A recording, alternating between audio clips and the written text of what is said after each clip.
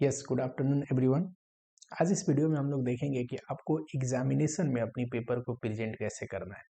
देखो, प्रेजेंटेशन से भी बहुत फर्क पड़ता है कि आप पेपर को लिखते कैसे हो। क्या लिखते हो ये तो जरूरी है ही कि आप सही सॉल्यूशन दो, उसको प्रेजेंट लिखते कैसे हो ये भी जरूरी है कि अगले बंदे जो एग्जामिनर है, जो आपका पेपर चेक करता है, उसके लिए आपका पेपर क्या मायने रखता है, क्या आपका पेपर एक्सप्लेन करता है, ये बेहद जरूरी है। मैं बोलूँ लिटरली तो ये जो है ना प्रेजेंटेशन, ये रियली में काम करता है। मैं कैसे बोल सकता हूँ इस चीज को? तो देखो, जितने भी प्रैक्टिकल पेपर है ना, चाहे अकाउंट हो गया, एडवांस अकाउंट, कॉस्टिंग, एफएम, जो भी है, टैक्सेशन, सारे ही प्रैक्टिकल पेपर में, या फिर थ्योरी पेपर हो क्यों ना हो, जैसे कि प्रोविजन बेस्ड थ्योरी हो, जैसे कि लॉ हो गया, सारे पेपर में, किसी भी पेपर में मैंने पूरी क्वेश्चन अटेंड नहीं कर पाया था। ठीक, मेरी स्पीड उस समय थोड़ी स्लो थी, मुझे प्रैक्टिस की कमी थी थोड़ी, पहला अटेम्प्ट था आईपीसी में, कुछ समझ में नहीं आया था। ठीक, लेकिन स्टिल सब पेपर में 70 प्लस मार्क्स आए। रीजन बहुत सिंपल है कि जब मैंने पूरी अटेंड भी नहीं करी थी, 70 प्लस कैसे आया? जो भी मैंने किया था उसमें अच्छा मार्क्स आया। देखो, पेपर को प्रेजेंट करने आप लोगों को आना चाहिए। अगर आप अच्छे से marks, full out of full marks score करना चाहते हैं तो कुछ चीजें मैं बताऊंगा जो आपको ध्यान रखना है एग्जामिनेशन की ड्यूरेशन। ठीक है, थ्योरी पेपर के लिए भी, प्रैक्टिकल पेपर के लिए भी। पहला चीज तो देखो, राइटिंग से क्या मार्क्स पे फर्क पड़ता है कि नहीं। राइटिंग से क्या मार्क्स पे फर्क पड़ता है कि नहीं। बहुत सारे बच्चे हैं जो ये सवाल पूछते हैं। ठीक, जब मैं स्टूडेंट था मेरे भी मन में कंफ्यूजन था, मैं सीए में था, इंटर में हो या फाइनल में, इस चीज को लेके मेरे भी मन में कंफ्यूजन रहती थी। देखो, मैं ईमानदारी से बोलूं, पहले हम नॉर्मली देखते हैं इस चीज को, फिर आते हैं सीए कोर्स में। सर्वे में देखा गया है कि दो स्टूडेंट अगर सिमिलर टाइप ऑफ पेपर को प्रेजेंट करते हैं, कि दोनों ने लिखा वैसे वैसे है, ठीक, बट स्टिल एक का पेपर नीट एंड क्लीन है, राइटिंग अच्छी है, और दूसरे का बड़ा रफ टाइप का है, राइटिंग अच्छा नहीं है, तो वहां पे 10 to 15 मार्क्स का कई बार दोनों पेपर में आपको डिफरेंस देखने को मिलेगा राइटिंग की वजह से। बट सीए एक प्रोफेशनल एग्जाम है, तो क्या राइटिंग से इतना फर्क पड़ता है? तो नहीं, मैं पर्सनली नहीं मानता। राइटिंग से सिर्फ इतना फर्क नहीं पड़ता, आपको फर्क ले आना है तो और सारी चीजों को ध्यान देना पड़ेगा। ठीक, आप देखे होंगे बहुत सारे बच्चों का रैंक आता है और उनकी राइटिंग उतनी अच्छी नहीं होती। कुछ बच्चों का होता भी होगा, पर बहुत सारे बच्चों का नहीं होता। Still they are eligible to secure a rank, तभी तो उन्होंने रैंक लेके आया है कि नहीं। चलो, पहला चीज है वर्किंग नोट। वर्किंग नोट आपके आंसर का पार्ट होना चाहिए। ठीक, एग्जांपल देता हूं, मान लो आप अकाउंट का पेपर कर रहे हो, वहां पे इन्वेस्टमेंट अकाउंट है ना, इन्वेस्टमेंट अकाउंट है, कोई शेयर सोल्ड हुआ है, ठीक, या फिर डिबेंचर सोल्ड हुआ है, और सेल में प्रॉफिट लॉस निकालना है। आपने कैलकुलेटर पे निकाल दिया, लिख दिया, नीचे वर्किंग नोट में दिखाया नहीं। तो देखो, वर्किंग नोट अगर नहीं दिखाओगे सॉल्यूशन में, तो कई बार एग्जामिनर 8 मार्क्स में से आपने सब सही किया पर वर्किंग नहीं दिखाया तो 6 मार्क्स ही देता है। ठीक, क्योंकि एक क्लियर इंस्ट्रक्शन मिली होती है चेक करने वाले को कि वर्किंग नोट भी आंसर का पार्ट होना चाहिए। ठीक है, सिर्फ आपको मेन सॉल्यूशन की कितने में बिका, कितने में, ये नहीं, कैसे वो कैलकुलेट कर रहे हो, ये आपके सॉल्यूशन का पार्ट होना चाहिए। वर्किंग नोट आप बिगनिंग में कर दो, सॉल्यूशन से पहले या एंड में करो, मार्क्स पे कोई फर्क नहीं पड़ने वाला है। मैं पर्सनली जनरली बिगनिंग एंड, कभी बिगनिंग में भी कर देता था, कोई चीज निकाल के फिर सॉल्यूशन देना हो तो, या फिर कोई फॉर्मेट वाली चीज है तो पहले फॉर्मेट बना लिया, उसके बाद वर्किंग नोट करता था। लेकिन वर्किंग नोट आपको जरूर करना है। देखो, अननेसेसरी डिटेल नहीं देना है। वर्किंग नोट से मार्क्स ज्यादा आए या ना आए, लेकिन क्वेश्चन नहीं करने पे मार्क्स नहीं आएगा इसकी गारंटी है। तो इसीलिए वर्किंग नोट में अननेसेसरी आपको डिटेल वर्किंग नहीं करनी, क्योंकि आपको पूरी की पूरी पेपर भी अटेंड करना है। तो वर्किंग नोट उतना ही दिखाओ जितना आप कैलकुलेट कर रहे हो, है कि नहीं। जो कैलकुलेट कर रहे हो वो लिख दिया, बट अननेसेसरी चीजें डिटेल अगर आप दोगे तो ऑब्वियस सी बात है, टाइम वहां पे खर्च होगा और क्वेश्चन हैम्पर हो जाएंगे। दूसरा है एजम्पशन। आपको अप्रोप्रिएट एजम्पशन लेना है जहाँ पे एजम्पशन का स्कोप है, जहाँ भी दो व्यू पॉसिबल है, जहाँ भी आपको लगता है कि ये भी एज्यूम किया जा सकता है, ये भी एज्यूम किया जा सकता है, तो वहाँ आपको आंसर देना है, बट एजम्पशन के साथ। ठीक है, आपको एजम्पशन लिख के आंसर देना है। एग्जाम्पल देता हूँ मैं आप लोगों को। एमलगेमेशन चैप्टर में एक आपको क्वेश्चन दिखेगा, पहले इंस्टीट्यूट के बुक में था, अभी है कि नहीं पता नहीं। ठीक, कि परचेसिंग कंपनी है, वेंडर कंपनी है, वेंडर कंपनी का डिवेंचर रिडीम्ड हो रहा है। देखो, पर जो प्रीमियम है वो क्लियर लैंग्वेज में नहीं है कि वेंडर कंपनी का डिवेंचर प्रीमियम में रिडीम्ड हो रहा है या फिर परचेसिंग कंपनी अपनी डिवेंचर प्रीमियम में इश्यू करके रिडीम्ड कर रही है।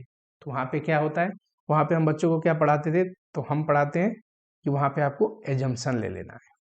वैसे ही कॉस्टिंग में भी बहुत सारे जगह पे वहां पे स्कोप बनती है, जैसे कि किसी खर्चे, ड्राइवर सैलरी हो गया,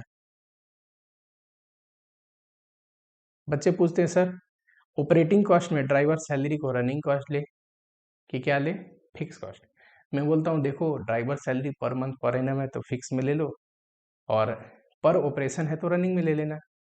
पर ऑपरेशन जनरली होता नहीं है, पर इंस्टीट्यूट कई बार रनिंग में ले लेता है इसको कि driver salary is a running cost. तो वहां पे आपको क्या करना है, एजम्पशन दे देना है। ठीक है, चलो। थर्ड है fair and neat and clean solution आपको देना है। हाँ, ये बात बोलते वक्त मुझे एक चीज याद आ रही है कि मेरा एक फ्रेंड था, मेरे साथ ही हम लोग कोचिंग करते थे, तो वहाँ पे क्या होता था ना कि हम तो सिमिलर ही टीचर से पढ़ते थे, बट 3-4 दिन उसका राइटिंग इतना खराब था कि 3-4 दिन बाद वो खुद ही मुझसे अपने ही कॉपी को दिखा के पूछता था कि ये मैंने क्या लिखा है, सर ने क्या लिखाया था, यहाँ पे मुझे ये समझ में नहीं आ रहा। देखो, राइटिंग जब आपकी राइटिंग आप ही को समझ में नहीं आ रही कुछ दिनों बाद, तो वो एग्जामिनर को कैसे समझ में आएगा जो आपकी राइटिंग को पहली बार देख रहा है। तो राइटिंग थोड़ी नीट एंड क्लीन लिखने की कोशिश करो। कई बार बहुत केर मेर कर देता है बच्चा, सॉल्यूशन में बहुत बार गलती हो गई, आप कोशिश करो काट दो उसको, नीचे फ्रेश सॉल्यूशन दे दो, अगर टाइम है, टाइम पॉसिबल है तो थोड़ा आपको नीट एंड क्लीन रखना है कि एग्जामिनर को समझ में आए बच्चे ने क्या किया हुआ है कि नहीं। अगला देखो, approach from best question to worst question. ये बहुत ध्यान देने वाली बात है। आपकी नॉलेज और आपकी कॉन्फिडेंस आपकी पेपर से दिखनी चाहिए, है कि नहीं।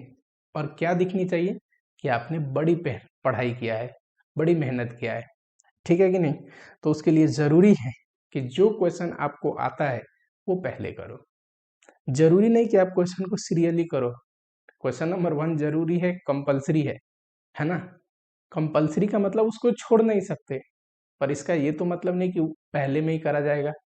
कभी कभी हो सकता है कि आपको क्वेश्चन नंबर 1 नहीं आ रहा है अच्छे से, क्वेश्चन नंबर 2 आ रहा है, तो क्वेश्चन नंबर 1 बाद में करना, क्वेश्चन नंबर 2 से शुरुआत करो।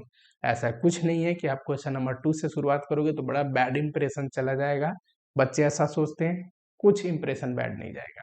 आपको जो क्वेश्चन सबसे बेस्ट आ रहा है, 20 मार्क्स का क्वेश्चन है, अगर लग रहा है आपको 20 में 20 ले आना है, इस क्वेश्चन में मैं ले आऊंगा, तो वो क्वेश्चन को पहले करो, है कि नहीं। चलो, थ्योरी क्वेश्चन के लिए स्पेशली आपको ध्यान देना है, नंबर 1 कि हाईलाइट्स की पॉइंट। जब भी आप थ्योरी लिख रहे हो तो वहाँ पे जो भी इंपॉर्टेंट की पॉइंट है जिसमें एग्जामिनर का ध्यान देना है, वहाँ पे वो पेंसिल से हाईलाइट कर दो। टाइम नहीं है, पेन से ही हाईलाइट कर दो। ठीक, कोशिश करो पॉइंट्स को ऐसे बुलेट में लिखने की, या फिर अलग अलग डिजाइन के आप बना सकते हो, नंबरिंग दे सकते हो, बुलेट दे सकते हो। ठीक है, तो जो भी पॉइंट्स में आंसर है उसको बुलेट या नंबरिंग के साथ लिखो। पैराग्राफ टाइप में लिखोगे अच्छा नहीं दिखेगा।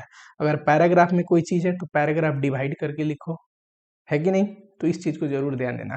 टेबुलर प्रेजेंटेशन करना है जहां पे भी पॉसिबल हो, जैसे कि कोई डिफरेंस आया, एक बच्चा लिखा है डिफरेंस, क्लियर डिफरेंस है एकदम टेबुलर प्रेजेंटेशन में बना के, दूसरा बच्चा लिखा है डिफरेंस थ्योरी टाइप का, एक पैराग्राफ लिख दिया उसी में सारे डिफरेंस है। अब आप ढूंढते रहो, कह रहा है एग्जामिनर को कि सर आप ढूंढ लो इसमें डिफरेंस पढ़ पढ़ के। इससे बेहतर है कि आप टेबुलर वे में करोगे, फटाफट डिफरेंस दिख जाएगा, है कि नहीं।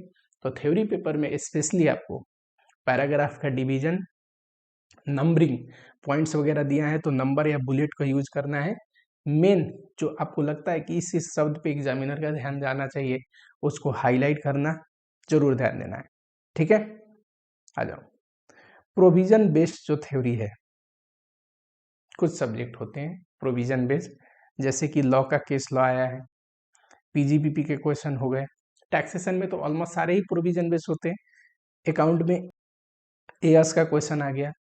तो ये जो प्रोविजन बेस्ड क्वेश्चन है, इसमें सॉल्यूशन के साथ साथ आपको प्रोविजन लिखना है, तभी जाके फुल आउट ऑफ फुल आपको मार्क्स मिलेगा। एग्जाम्पल ले लो, मान लो पीजीपीपी का क्वेश्चन आया और पीजीपीपी में आया कि टैक्सेबल प्रॉफिट एज पर इनकम टैक्स निकालिए आप। वहां पे आपने पढ़ा होगा कि 40A3 में कैश एक्सपेंडिचर डिसअलाउ हो जाते हैं 10,000 से ऊपर हो तो, ठीक। अगर आप निकालते टाइम डिसअलाउ करते हो, ठीक, वही ट्रीटमेंट आपको करना है, लेकिन आपको उस फॉर्मेट के नीचे जरूर नोट देके लिखना है कि 40A3 में कैश एक्सपेंडिचर डिसअलाउ हो जाते हैं अगर एक्सेस देन 10,000 है तो इस चीज को आपको जरूर ध्यान देना है कि प्रोविजन दे के सॉल्यूशन लिखना है। एएस में मान लो बहुत सारे बच्चे होते हैं, एएस का प्रैक्टिकल क्वेश्चन है, पर प्रैक्टिकल क्वेश्चन के लिए जो प्रोविजन लिखा है एएस में, पहले प्रोविजन लिखो फिर सॉल्यूशन दो, तब जाके मिलेंगे 5 में से 5 मार्क्स। एग्जाम्पल मान लो AS12 का एग्जाम्पल ले लेते हैं। एसेट के लिए गवर्नमेंट ग्रांट मिला, ग्रॉस मेथड पे क्वेश्चन है कि एसेट के कॉस्ट में से आपको डिडक्ट नहीं करना। फिर आपने पढ़ा होगा डेप्रिसिएशन के जितना प्रोपोर्शनेट होता है उतना ही प्रोपोर्शनेट डेप्शन के प्रोपोर्शन में गवर्नमेंट ग्रांट को पीएल में बेचते हैं, करेक्ट। आप सॉल्यूशन दे दो, इतना से जरूरी नहीं है, इतने से काम नहीं बनेगा, पहले इसको प्रोविजन लिखो फिर लिखो सॉल्यूशन फिर एक कंक्लूजन, तब जाके अच्छे आते हैं अच्छे मार्क्स, ठीक है। लॉ में भी जितने केस लॉ टाइप के क्वेश्चन है, जैसे कि एक एग्जांपल लेते हैं, मान लो होल्डिंग सब्सिडी पे क्वेश्चन आया है, अभी तो पता नहीं आता है कि नहीं, हमारे टाइम में आया करता था होल्डिंग सब्सिडी पे क्वेश्चन कि बताइए ये कंपनी इसकी होल्डिंग कंपनी है कि नहीं, ठीक। तो होल्डिंग कंपनी का रिलेशन देखने के लिए कि more than 50% of voting power होनी चाहिए, ठीक है। तो शेयर कैपिटल में मोर देन 50% देखने के लिए होल्डिंग का अपना प्लस होल्डिंग की और जो सब्सिडरी है जिनकी शेयर है उस कंपनी में, सारा जोड़ के देखते थे होल्डिंग सब्सिडी के रिलेशन डिटरमाइन करने के लिए। लेकिन आपने सिर्फ सॉल्यूशन में डिटरमाइन करके बता दिया कि अपनी होल्डिंग इतनी है, सब्सिडी कितनी है, जोड़ के इतना हुआ, टोटल कैपिटल इतना, 50% से ज्यादा हो गया तो ये इसकी सब्सिडरी है, नहीं बनेगा काम। पहले आपको प्रोविजन लिखना है कि एज पर कंपनी एक्ट 2013 ये है प्रोविजन, फिर आपको सॉल्यूशन देना है। तो याद रखो जितने भी प्रोविजन बेस्ड क्वेश्चन होते हैं, चाहे प्रैक्टिकल में एएस के क्वेश्चन हो, दूसरा इनकम टैक्स में ऑलमोस्ट सारे ही प्रोविजन बेस्ड क्वेश्चन होते हैं, या फिर लॉ में जनरली जो केस लॉ टाइप का प्रोविजन बेस्ड क्वेश्चन है, कंपनी एक्ट के सेक्शन पे पूछा हुआ क्वेश्चन है, वो सारे क्वेश्चन को आपको पहले प्रोविजन लिखना है फिर सॉल्यूशन देना है, ठीक। चलो लास्ट एक चीज को ध्यान रखना है आपको, attempt even less confident question but at last. बहुत सारे बच्चे होते हैं बड़ी गर्व से कॉन्फिडेंस के साथ कहते हैं कि मैंने 90 मार्क्स का क्वेश्चन किया, और उनसे पूछो 10 मार्क्स का क्यों नहीं किया, बोलते हैं अच्छे से नहीं आ रहा था, ज़्यादा कॉन्फिडेंट नहीं था, ये अच्छा गया है, इसमें से 70 मार्क्स आ जाएगा, है कि नहीं, अनएग्जिम्शन आ गया, और क्या चाहिए। चलो, लेकिन आपको पूरी ही क्वेश्चन अटेंड करना है।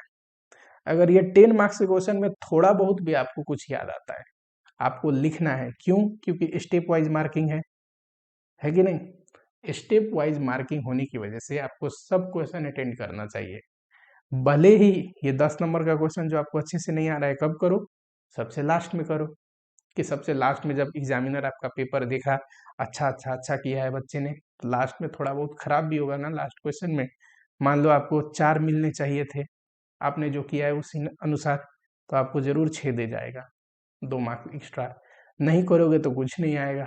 तो इस चीज को जरूर ध्यान देना है, ठीक है। स्पेशली थ्योरी क्वेश्चन के लिए बहुत मैटर करता है, जो मैंने ये 2 पॉइंट लिखे हैं, पॉइंट नंबर 5, पॉइंट नंबर 6। बहुत सारे बच्चे पॉइंट नंबर 6 को मिस कर जाते हैं, प्रोविजन लिखते ही नहीं सीधा प्रैक्टिकल सॉल्यूशन दे देते हैं, नहीं नहीं नहीं, यहीं पे आप थोड़ी सी प्रॉब्लम हो जाती है आपको प्रोविजन लिखना है।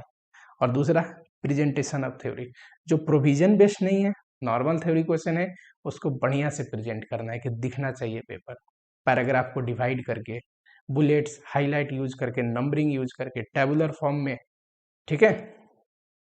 एंड प्रैक्टिकल जो और सारे क्वेश्चन आते हैं, working note should be the part of answer. अगर आप वर्किंग नोट नहीं करते हैं तो बात नहीं बनेगी, वर्किंग नोट करिए, आपको full out of full marks मिलेगा। एग्जामिनर को भी थोड़ा बहुत वो होगा कि बच्चे ने काफ़ी मेहनत किया है, और किसी क्वेश्चन में थोड़ी बहुत मिस्टेक भी होगी तो उसमें ज़्यादा मार्क्स नहीं काटेगा एग्जामिनर, ठीक है। चलो, इन सब चीज़ों को ध्यान दो। ऑब्वियसली मैं बिलीव करता हूँ कि आप लोगों का पेपर अच्छा जाएगा, एंड कोशिश करोगे आप लोग कि जितना ही आपने अटेंड किया उसमें बेस्ट से बेस्ट मार्क्स आए। अगर आपका 90 अटेंड हुआ तो कोशिश करो आप 80 प्लस मार्क्स आए उसमें। उसके लिए इन सब चीज़ों को ध्यान देना बेहद जरूरी है।